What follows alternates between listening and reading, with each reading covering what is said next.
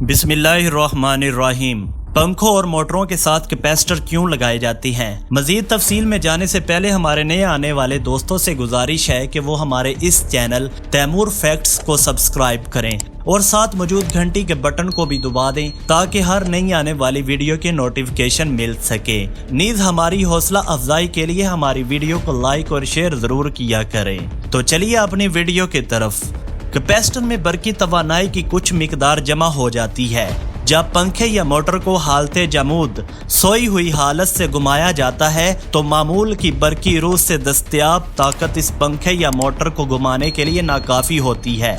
ऐसे में कैपेसिटर में जमा शुदा तवानाई और बरकी रूह से दस्तयाब तवानाई दोनों मिलकर जोर लगाते हैं तो पंखा घूमना शुरू कर देता है। एक बार जब पंखा घूमना शुरू कर देता है तो कैपेसिटर की जरूरत खत्म हो जाती है। फिर चाहे वो पूरा दिन चलता रहे या पूरा साल, मसला नहीं होता।